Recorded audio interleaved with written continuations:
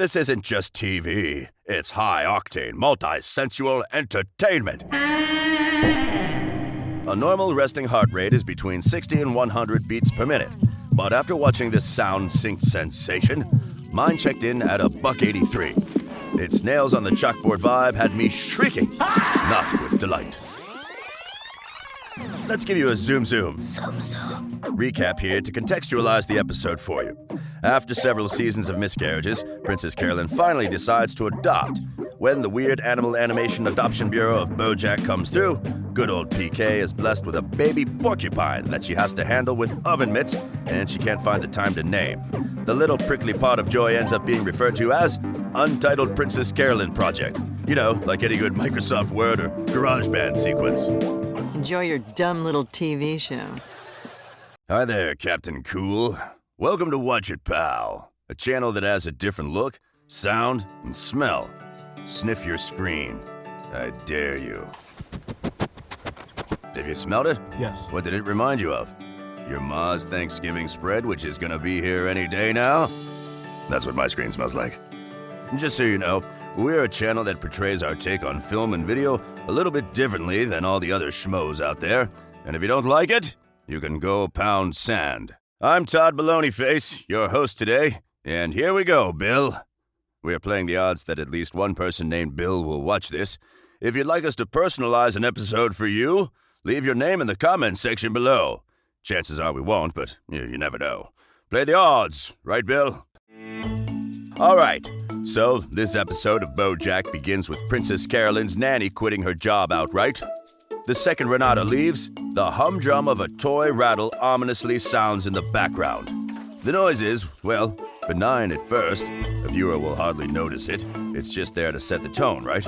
But the soundboard team behind this episode had a completely different idea in mind. They said to themselves, what if we took this idea of repetitiveness, which is of course a staple in any parent's lives, and ballooned it to a full-blown organizing principle in the episode's entire structure? We're here to explain just how they did this. The genius of this particular episode is the use of sound so that anyone who's not well versed in early motherhood gets an accurate experience of just what it's like to juggle a newborn, a job, and a personal life. The showrunners do this by combining a rattle, texting clicks, a squeaky toy, and the baby's cry. They then find a rhythm and loop the bejesus out of it and use it as the soundtrack to the baby's and Princess Carolyn's multitasking life. It's more than effective. The ebb and flow of the sound had me liking, not liking, and liking it again in its maddening loop of emotion. It got the job done. If I didn't before, I now clearly understand how difficult it is to have and do it all, while letting the world know that you've got this. Until you don't and end up unintentionally checking into rehab for a 2-day power nap just like Princess Carolyn did. The sounds follow Princess Carolyn throughout the whole episode, haunting her in a maddening quasi-schizophrenic bell toll of responsibility that she just can't escape. As she runs through the trials and tribulations of her busy work life, the sounds repeatedly enter the scenescape to intrude on the narrative and completely disrupt its rhythm. As a viewer, this introduces a certain frustration with the plot because you just want it to move forward. You want to see good old PK land her movie contracts and climb the Hollywood ladder. By using the sound to repeatedly harken back to her ominous duty, we basically get two narratives, one competing with the other. This idea of simultaneity is further reflected in the animations, which demonstrate the repetitiveness of these endeavors. As the episode moves forward, so too does the crescendo of frustration, until finally reaching a boiling point when Princess Carolyn accidentally ends up in rehab. She wakes up to find that everything is okay, and that the beat just keeps beating. Maybe everything isn't so bad after all? So this is a really effective example of how sound itself can be used to really layer a narrative when your sound, visuals, and script all sink in to make up the solid core of a narrative. You have totalized storytelling, literally. Every element of a viewer's senses, except for smell and touch, but you can always sniff your screen and get that Thanksgiving fix anytime you'd like. Right, Bill? We believe you can create an excruciating sound out of just about anything if you focus on it and make it repetitive as all get out. Allow us here at Watch It, Pal to demonstrate. First, I recorded my oven door opening and closing. Next, a toilet lid being put up and down. Then we add the equivalent of a newborn's cry, a scarlet macaw, and a tea kettle that's ready now. Here's the result.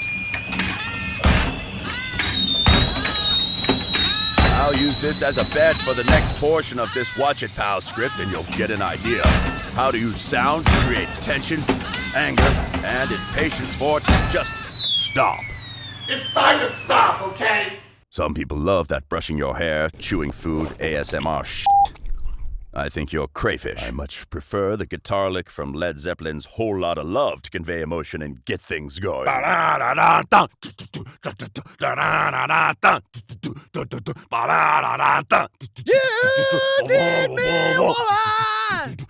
Nice one now, Bill.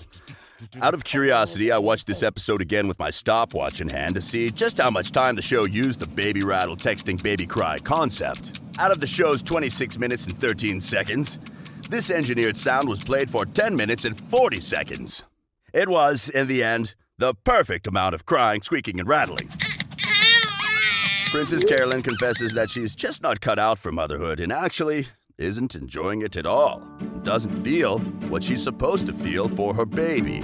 Yes, I think any parent can admit to those unpopular feelings at one time or another.